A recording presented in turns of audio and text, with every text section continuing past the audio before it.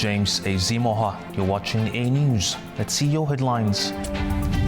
In his address to the nation, U.S. President Donald Trump says U.S. goals in the Iran war are nearly complete.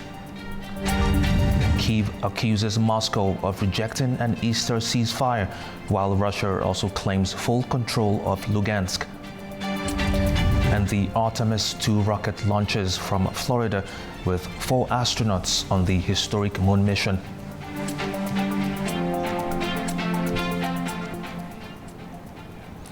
U.S. President Donald Trump says American military operations have reshaped the balance of power in Iran, even suggesting a de facto regime change during an event in the Easter season. Meantime, Trump claims Iran is now no longer a threat in his address to the nation, claiming its military capabilities have been largely destroyed. Obey Shabander has our top story. In a nationwide address to the American people on Wednesday evening, President Trump delivered a speech that outlined the core objectives of Operation Epic Fury in the ongoing war against Iran.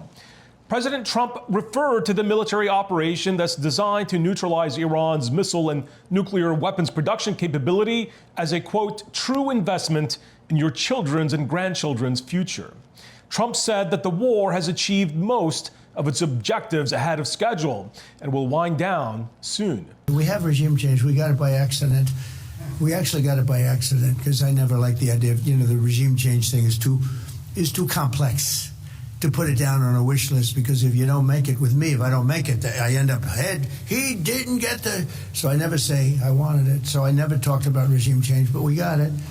But we've done an amazing thing over there. Among the key lines in the president's speech, he highlighted that the main focus of the military operation was to destroy Iran's weapons factories, destroy the Navy and the Air Force, and to ensure that any avenue for building a nuclear weapon was totally decimated.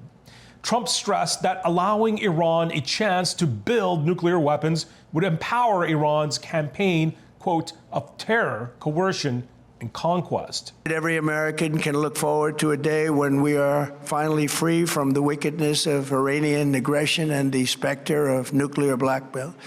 Because of the actions we have taken, we are on the cusp of ending Iran's sinister threat to America. Trump also highlighted that the military strikes would not continue indefinitely. Iran will, however, according to the president, be hit extremely hard over the next 2 to 3 weeks. The bombing campaign will be so severe and widespread that it will revert Iran, quote, back to the Stone Age, a stern warning by President Trump. U.S. Central Command says that the American armed forces have so far struck more than 12,300 targets in Iran and damaging or destroying over 155 vessels. What happens if negotiations with Tehran fail? Well, the consequences for Iran, according to the president, would include hitting each and every one of Iran's electric generating plants. I'm Ubay Shabander, A News, Washington.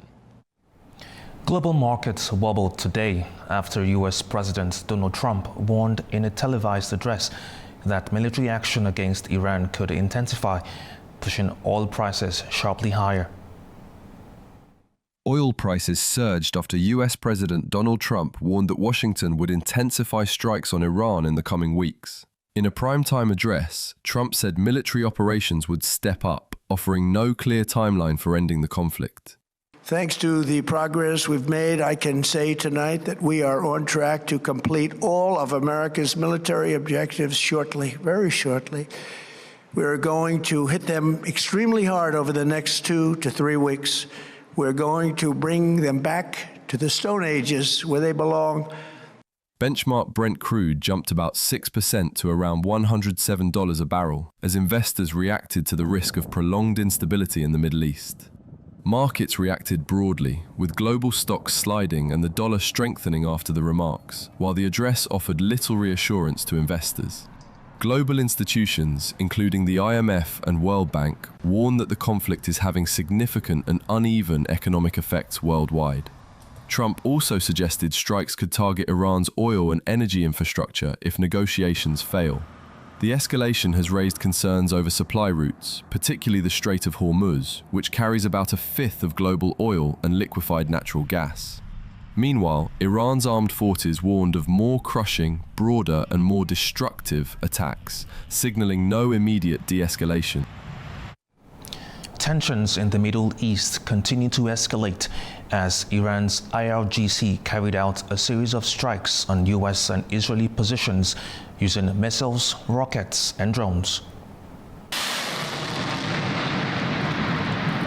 The Islamic Revolutionary Guard Corps said Wednesday that coordinated attacks struck Israeli military facilities and assembly points in Eilat, Tel Aviv, Bnei Brak and other locations.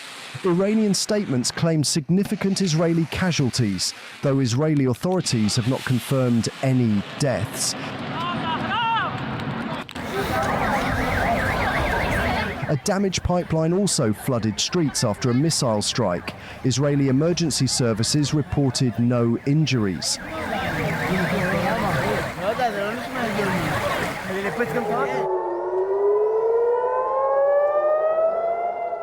The military confirmed missiles launched from Iran were intercepted over its territory, with air defense systems actively engaging incoming threats. Sirens sounded across central Israel as residents prepared for Passover amid ongoing attacks. Eyewitness footage released Wednesday showed fire near an Iranian military installation following an attack. The region remains on edge as missile exchanges continue, with both sides warning of further attacks. Authorities in Israel, the Gulf and beyond are urging civilians to stay alert as the crisis shows no sign of easing.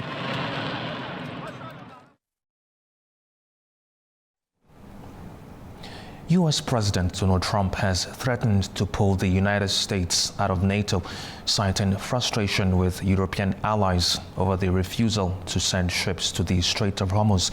Speaking on Wednesday, Trump said he was absolutely considering withdrawing from the alliance and would address the issue in a national speech later in the day. Tensions have risen after European NATO members declined to take part in efforts to secure the vital shipping route near Iran.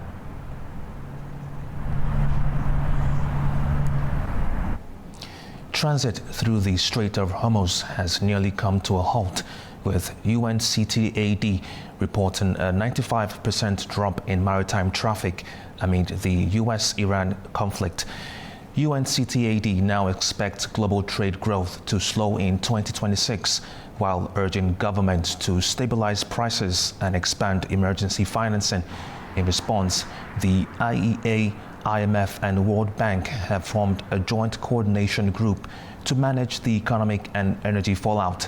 The IEA warns the crisis could or has already damaged around 40 key energy sites, cutting more than 12 million barrels of oil, with losses expected to rise further if the conflict continues.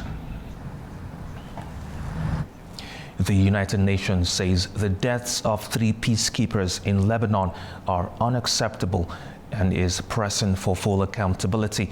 UN spokesperson Stefan Dujarric says investigations are ongoing despite the challenges of working in an active conflict zone where access to the sites of the incident is sometimes delayed for safety reasons. Tragically, as you know, the UN interim force in Lebanon, UNIFIL, has suffered 3 fatalities in the last few days. And as we've said repeatedly, these incidents are unacceptable and demand full accountability. Investigations by us are underway, and despite the challenging situation on the ground, we hope to be able to update you with those results as soon as possible. These investigations take time as technical experts examine physical evidence on the scene, while others look at the context and liaise with parties to collect and verify information. The circumstances on the ground are such that deconflicting with parties in some instances have prevented the timely access of UN personnel to the incident scenes for investigations, and that, of course, has caused delays. A Russian air attack has hit a port in Ukraine's Odessa region as Kyiv accuses Moscow of rejecting an Easter ceasefire, while Russia also claims full control of the Lugansk region and presses Ukraine to withdraw from the parts of Donetsk. A Russian air attack struck a port in Ukraine's Odessa region early Thursday, setting shipping containers ablaze. Officials say there were no casualties. Firefighters worked to contain the blaze at the site in Chornomorsk, where flames spread through stacked containers. Authorities say the attack was carried out by drones. Kyiv says the latest strikes come despite its proposal for an Easter ceasefire, and President of Ukraine Volodymyr Zelensky accuses Russia of continuing attacks on key infrastructure. This is the Russians' response to our proposal for a ceasefire for the Easter holidays. Ukraine openly made such a proposal to Russia. Russia responds with Shaheds and continues its terrorist operations against our energy system and against our infrastructure. I spoke to the American team today, in particular, about this, Russia's daytime attack. Other signals are needed, and a truce on Easter could be just the signal that tells everyone diplomacy can be successful. Ukraine is doing everything to support the efforts towards peace. Today we spoke in detail with Steve Witkoff, US President Donald Trump's special envoy, Jared Kushner, Trump's son-in-law, US Senator Lindsey Graham, and NATO Secretary General Mark Rutte joined in. We talked about how to strengthen diplomacy, what steps are possible, also about security guarantees and about involving the Europeans. Separately, Russia says its forces have taken full control of the Luhansk region in eastern Ukraine, capturing what it described as the last remaining area outside its reach since 2022. Ukraine disputes that, saying there have been no battlefield changes there over the past 6 months. The Kremlin has also renewed its demand for Ukrainian troops to withdraw from parts of Donetsk still under Kyiv's control, a position Ukraine has repeatedly rejected. French President Emmanuel Macron has visited a Japanese space company with Prime Minister Sanae Takaichi as the two countries step up cooperation in advanced technology. At astro scale, they were shown work on removing space debris and extending the life of satellites. The company is preparing a debris removal mission with the Japan Aerospace Exploration Agency expected later this decade. As his visit to Japan concludes, Macron is set to travel to South Korea for talks with President Lee Jae-myung.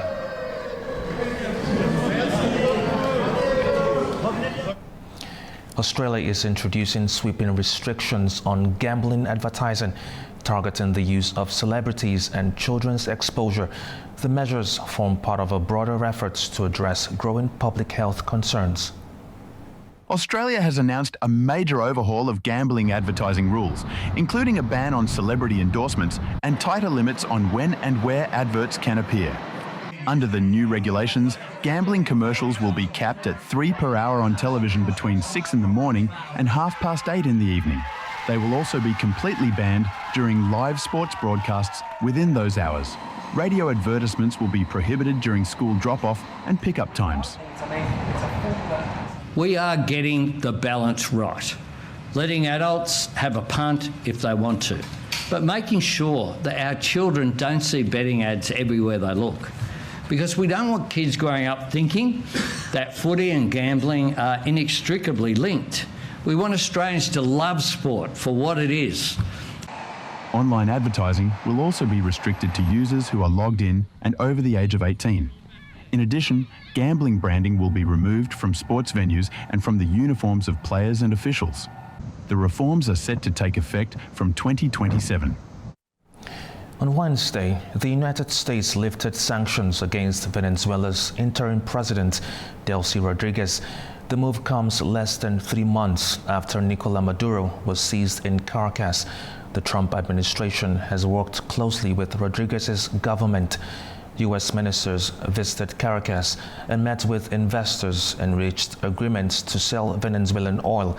In March, Washington recognized Delcy Rodriguez as Venezuela's leader, letting her reopen embassies and regain control of companies abroad. Her team plans to take over PDVSA's U.S. subsidiaries. Rodriguez called it a step toward better relations and hopes it will lift sanctions. Many former Maduro officials remain sanctioned, while she and her brother face no U.S. charges. Explosions at a military ammunition depot in Burundi's commercial capital of Bujumbura have killed at least 4 people, according to residents. The blasts, which began late Tuesday, lasted several hours and were felt across the city, sending plumes of smoke into the sky and forcing people to seek shelter. An army spokesperson said the explosions were caused by an electrical short circuit, but authorities have yet to release an official death toll.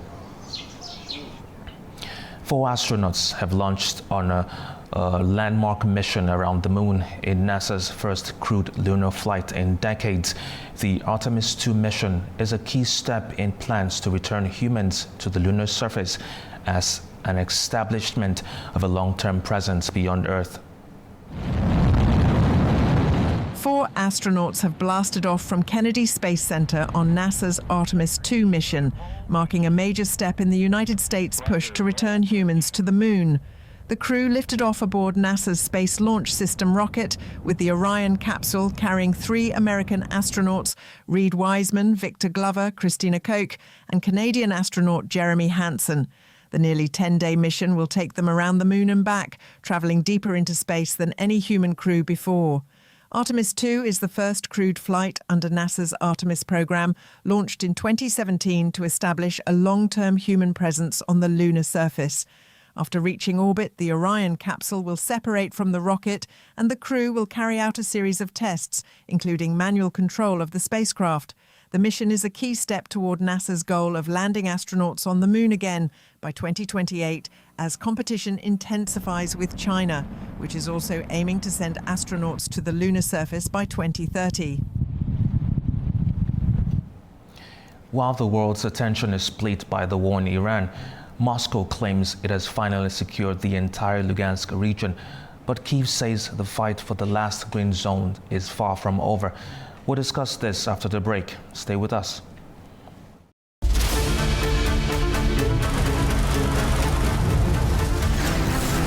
As America sleeps, Europe is waking, and the East has begun its day. A News is right here at the center, bringing you the latest stories as they break.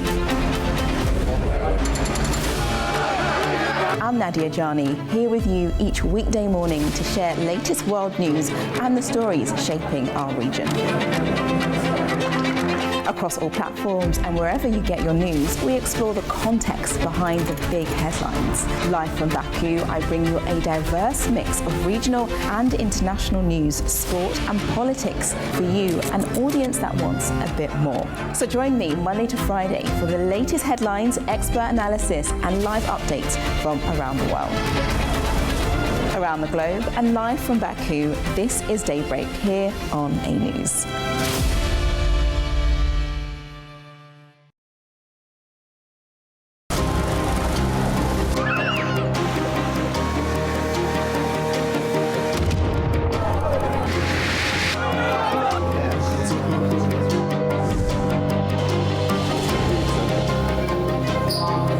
And welcome to Primetime. What a show we've got lined up for you today.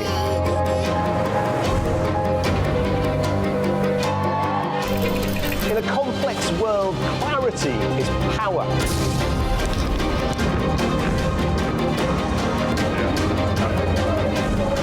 Two hours live, diplomacy dissected in a spin-free environment.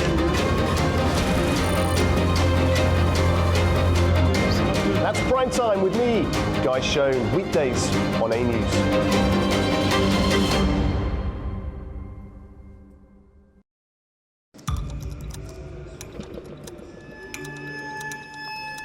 Inside Politics delves deeply into the heart of global issues shaping our world today.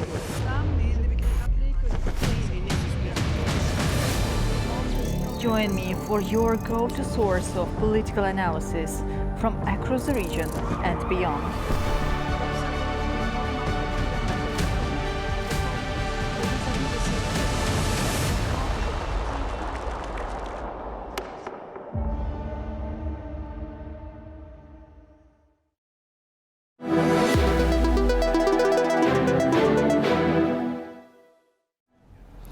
Welcome back to A News. Russian forces have declared full control over the Lugansk, a symbolic and strategic milestone that Kyiv insists is a fabrication. Joining us to analyze this development is Oleksiy Haran, professor of politics at Kyiv Mohyla Academy in Kyiv, Ukraine. Thank you for joining us, Professor. Thank you for the invitation. Now, reports suggest Russia controls roughly 98.8% of Lugansk, yet Ukraine insists its unit still holds settlements in the region. In strategic terms, why is it so vital for both sides to fight over these final fractions in this region? Yeah, frankly speaking, look, I'm not a military expert, but frankly speaking, I think it's more like political symbol. And here I'm really surprised, well, I'm not surprised by Russian propaganda. They present it as a huge victory. So yes, we are still controlling some small sports positions in Lugansk region. But what is important here? Russia started this war and they said it will finish in 2-3 days or a week or 2 weeks, not more. We have now the 5th year of the war, 5th year. So even if they, control the whole Lugansk region, I think 5th year of the war explain a lot. Their plans failed. They do not control fully also Donetsk region. So it's important to keep in mind, the whole Russian plan failed. So I think it's more like, symbolic things, and Russia cannot get even these symbolic things. Now, Professor, this total capture announcement comes as President Zelensky prepares for video talks with U.S. envoys. To what extent is this Russian attempt to present this as a compliment to the U.S. administration before this meeting begins? Well, for me, it's not an argument at all. Maybe they are trying, what they're trying to do, Russians? They are trying to present it to Trump as a victory, okay? We see that position of Trump actually, he likes Russian narratives for some reasons. I can explain why, but I will not elaborate on that. So Trump, in his narratives and approaches, he is closer to Russia than Ukraine. Unfortunately, Trump do not understand what are the real reasons for this war. So I think it's more like, it's more like, some Russians are trying to persuade Trump. Okay, we are winning the war. Russia is not winning the war, but they're trying to present to Trump in such a way. Again, what Russia is doing right now, as we are saying, Russia do not control fully Donetsk region. But during negotiations, they demand from Ukraine to leave unoccupied territory of Donbass. They have demand, and they're trying to persuade Trump that this is necessary. So Russia cannot capture the whole Donbass. They would like to get in a diplomatic manner. So, frankly speaking, I don't know why Ukrainians should leave non-occupied territories of Donbass, especially that this territory is fortified. So actually, if we allow Russians to get inside and withdraw Ukrainian forces, we would be without defense line. So we would be totally open for further Russian invasion. That's what in Czechoslovakia in 1938. Remember this notorious Munich Agreement, when Czechoslovakia was pressed to give up Sudetenland to Hitler. Sudetenland was fortified area, and then Hitler guaranteed the territorial integrity of Czechoslovakia together with Western powers. And what happened next year? Hitler occupied the whole Czechoslovakia. That's what Russia would like to repeat. So we need to remember the history, and we need to get the lessons from the history, how World War II started. So there should be no, I've forgotten the English term, no concessions to aggressor. because it's called appeasement of aggressors. So if you give to aggressor something which aggressor demand, it will not stop the further aggression. It will push to further aggression. That's what history teaches us. That's what the present history, of Russian-Ukrainian war, which started actually in 1914, and the full-scale war in 1922. In 2014, and the full scale in 2022. So it's demanding more and more. Professor Haran, thank you very much for sharing your time and insights with us. Thank you. After the break, we'll take a look at the key stories shaping the region. Stay with us.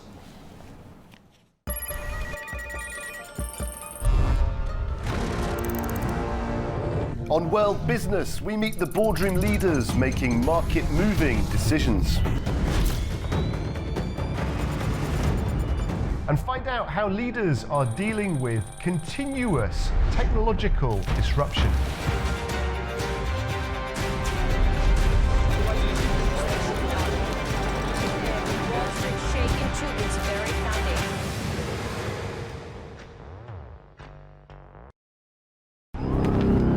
Welcome to A News, unfiltered news and analysis from the region and beyond. From Washington to Beijing, Tehran to Kabul, to Tbilisi to Tashkent. Hello, I'm Jay. Challenges. Today is the third. We're with you 24/7, taking you live to the front lines of the day's biggest stories. Welcome to Gabala. Hi, Candy. One important note to birds. I'm here. Azerbaijan and Armenia. Hello, we're reporting November.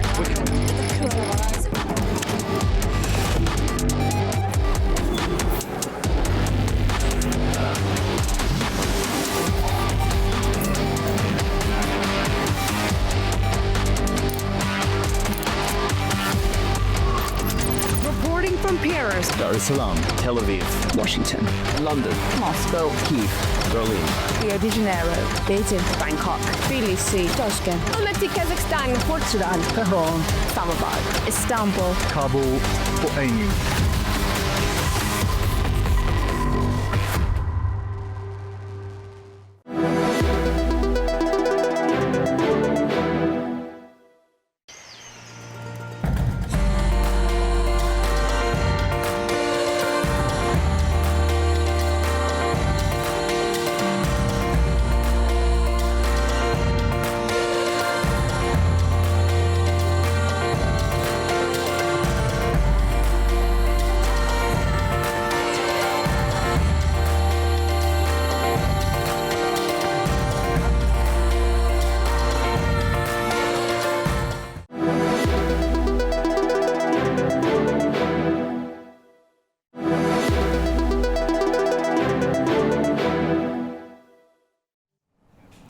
Welcome back to A News. The Ministry of Defense of Azerbaijan has marked the 10th anniversary of the April battles between Azerbaijan and Armenia. The ministry stated that these battles demonstrated the victorious spirit of the Azerbaijani army. The statement emphasized that on the 1st and 2nd of April 2016, in response to provocations by Armenian forces, the Azerbaijani army carried out a successful counter-offensive. This operation marked the beginning of the glorious path to victory, which ultimately led to the liberation of Azerbaijani territories. The battles are remembered with pride by both the people and the state. Russian Deputy Prime Minister Alexei Overchuk says new rail shipments to Armenia via Azerbaijan and Georgia are benefiting all parties involved. He noted that agreements were reached within days, with Russian grain already delivered by rail for the first time in 30 years and fertilizer supplies now beginning. Overchuk said the expanding cargo now flow creates new income streams for all countries in the corridor, while strengthening regional trade and cooperation.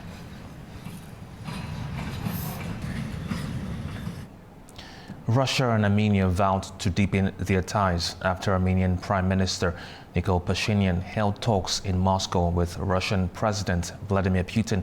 The discussions focused on trade, bilateral ties, and economic and transport links in the South Caucasus. Dasha Chernyshova has more. These two countries have traditionally deep ties, and in his opening remarks, Russian President Vladimir Putin said he hoped that internal political tensions linked to the upcoming elections in Armenia would not harm bilateral relations. He stressed that the two countries are united by a shared history and what he described as civilizational community. The talks focused primarily on economic cooperation, with specific attention paid to Armenia's interaction with the European Union. President Putin warned that as Yerevan is developing its ties with the EU, it is clear that membership in both the EU customs framework and the Eurasian Economic Union is simply impossible. He also noted that Armenia benefits from lower gas prices as it is supplied by Russia. Putin said Moscow always welcomes anything that benefits the Armenian people. For his part, Armenian Prime Minister Nikol Pashinyan thanked the Russian leader for Moscow's role in brokering peace between Armenia and Azerbaijan and said that the country is deeply valuing its ties with Russia. He added that those ties will continue to develop dynamically after Armenia's parliamentary elections. Pashinyan also said Armenia is expanding its energy cooperation with Russia, including the possible construction of another nuclear power plant. He noted that Yerevan has put its participation in the post-Soviet military alliance of the Collective Security Treaty Organization on hold. Both sides acknowledged that bilateral ties have gone through significant tests in recent years.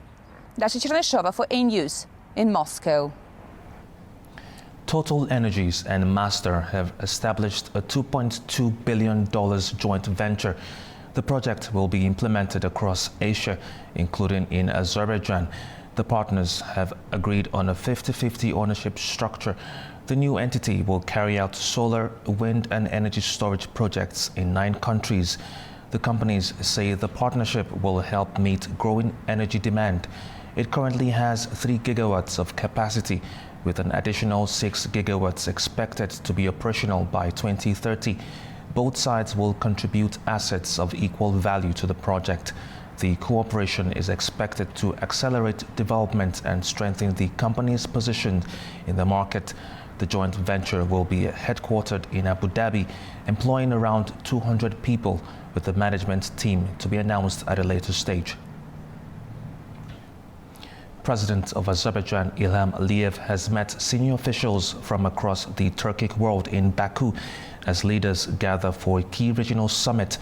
The meeting comes alongside the second session of prime ministers and vice presidents of the Organization of Turkic States, bringing together top representatives from Turkey, Central Asia, and Northern Cyprus. Discussions are expected to focus on strengthening regional cooperation, with separate bilateral talks also taking place on the sidelines of the gathering. Pakistan and the Afghan Taliban have resumed talks in China amid rising border tensions. The discussions focus on security, border control, and restoring economic links. China is acting as a mediator, encouraging dialogue between the two sides. Our correspondent has more. Officials from Pakistan and the Afghan Taliban have resumed talks in China as both sides seek to ease tensions and rebuild strained relations following a rise in cross-border security incidents. The discussions involved senior diplomats and security officials from Pakistan alongside Taliban representatives from key ministries, including Foreign Affairs and Interior, with China facilitating the dialogue. The talks are primarily focused on security cooperation, especially Pakistan's concerns over militant groups, which Islamabad says operate from Afghan territory. Additional agenda items include border management, preventing cross-border infiltration, and restoring trade and transit routes that have been disrupted by recent tensions. Both sides are also discussing mechanisms to improve communication and avoid further escalation along their shared frontier.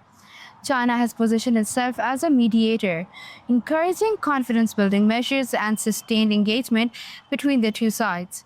Beijing has stressed that stability between Pakistan and Afghanistan is essential for regional security and economic connectivity, and has reiterated support for political solutions to the ongoing disputes. Hanu Maktoum, A News, Beijing. The United Nations says Afghanistan remains one of the most dangerous countries in the world for unexploded ordnance, with more than 50 people killed or injured every month. UN officials warn that children make up the vast majority of victims as funding for mine clearance continues to fall. Our correspondent Tamim Bais has the details from Kabul. United Nations says Afghanistan is still ranking as the third country with the highest number of casualties caused by unexploded ordnance, with more than 50 people killed or injured each month. Nick Pound, head of Mine Action Service at UN, says the figure means that on average at least one person is killed or wounded every day by explosives left behind from decades of conflict. He says around 80% of the victims are children. According to Pound, 90% of these casualties are caused by unexploded ordnance left over from the past 40 years of war. He says many of the victims are boys who came across the devices while playing or while looking after livestock. The UN also says the scale of contamination remains severe. Around 100,000 square kilometers of land across Afghanistan is still affected by unexploded ordnance. The agency says about 3 million people, as well as 800 educational centers and 200 health facilities, are located within 1 kilometer of contaminated land. The UN further added that with stronger international support, Afghanistan could be cleared of mines, allowing communities to return to safer and more normal lives. Tamim Bahis in Kabul, A News. Kazakhstan is looking to boost investment in its natural resources sector as thousands of potentially resource-rich areas remain unexplored. Officials say new reforms and incentives are already driving interest from investors, with hundreds of exploration and production contracts now in place. Our correspondent Farza Kalimoziner has more. Around 3,000 subsoil areas in Kazakhstan remain largely unexplored. These are so-called greenfield sites where no full-scale geological exploration has been carried out. This was announced by a Vice Minister of Industry and Construction of Kazakhstan, Iran Sharkan, at the International Forum Geoscience and Exploration Central Asia. At the same time, the country is seeing growing investment activity in this sector. According to Vice Minister, since 2023, investments in geological exploration have reached approximately $900 million, while the number of active contracts for hydrocarbon exploration and production has risen to 319. Expanding geological coverage remains a key priority. Authorities aim to increase the explored area from 1.5 to 2.2 million square kilometers by 2026. To support this, legislative changes have already been introduced. These include the formal recognition of unconventional hydrocarbons, simplified procedures for electronic auctions, and the development of an updated model contract for complex projects offering fiscal incentives. At the same time, conditions for investors are being eased. Companies are now allowed to correct errors in auction applications and return blocks without penalties if drilling proves unpromising. A measure expected to save up to $300,000 at each stage. Kazakhstan is home to around 10,000 mineral deposits, and over the past 5 years, total investment in this sector has exceeded $1 billion, reflecting continued interest in the country's natural resources. Fariza Kalimurdzina, Almaty, A News. Turkey is calling for the dismantlement of Iran's alleged nuclear weapons stockpile amid mounting tensions over the ongoing regional conflict. The remarks came from a senior parliamentary figure who also criticized the wider impact of the war on global stability. Here are the details. Fuat Oktay, head of the Foreign Affairs Committee in Turkey's parliament, has called for the dismantlement of Israel's alleged nuclear weapons stockpile. Speaking before the parliamentary committee, Oktay said Israel's nuclear weapons capacity should be eliminated as soon as possible. He claimed that Israel had launched attacks on Iran over the latter's nuclear ambitions, while Israel itself maintains an undeclared nuclear arsenal. Israel has long pursued a policy of what it calls strategic ambiguity, neither confirming nor denying its possession of nuclear weapons. According to Israeli officials, this stance contributes to both deterrence and regional stability. Successive Israeli governments have maintained that Israel would not be the first country to introduce nuclear weapons into the Middle East. Oktay, speaking in parliament, also warned that the Israeli-U.S. war on Iran had spread beyond its initial scope, affecting Iraq, Lebanon, and the Arab Gulf states. He also said that the partial closure of the Hormuz Strait had disrupted trade and energy transit, adversely impacting the global economy. Although it is Israel's war, Oktay said, the entire world is paying the price. He further asserted that Israeli-U.S. military strikes on Iran lacked legitimacy under international law. Oktay also acknowledged Iran's right to self-defense while criticizing Iranian strikes on civilian infrastructure in neighboring countries, which he described as unacceptable. Separately on Wednesday, President Recep Tayyip Erdogan said that Israel was the primary party responsible for the ongoing war. He also reiterated Turkey's determination to remain outside the expanding conflict. This is Adam Mara for A News in Istanbul, Turkey. Thank you for watching. Stay tuned to A News.